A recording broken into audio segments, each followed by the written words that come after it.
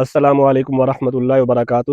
ایک سوال ہے کہ نبی کریم صلی اللہ علیہ وسلم کی جو نسل ہے وہ سیدہ فاطمہ کی اولاد سے کیوں چلی، باقی تین بیٹیوں کی اولاد سے کیوں نہیں چلی؟ تو آپ کو پتہ ہے نسل جو ہے وہ چلتی ہے مذکر اولاد سے۔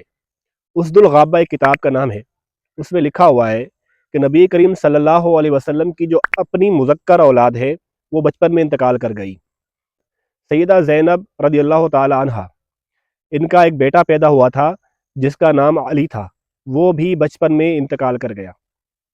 سیدہ رقیہ رضی اللہ تعالی عنہا، ان کا بیٹا پیدا ہوا تھا حضرت عبداللہ ابن عثمان، وہ بھی بچپن میں انتقال کر گیا تھا۔ سیدہ ام کلثوم کو کوئی اولاد نہیں ہوئی تھی، باقی بچی سیدہ فاطمہ رضی اللہ تعالی عنہا۔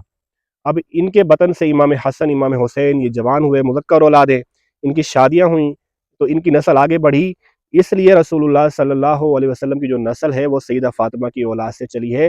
اگر باقی تین بیٹیوں کی کوئی مذکر اولاد جوان ہوتی، شادیاں کرتے، پھلتے پھولتے، تو ان کی اولاد بھی سید کہلاتی، ان کی اولاد بھی اولاد رسول اور آل رسول کہلاتی۔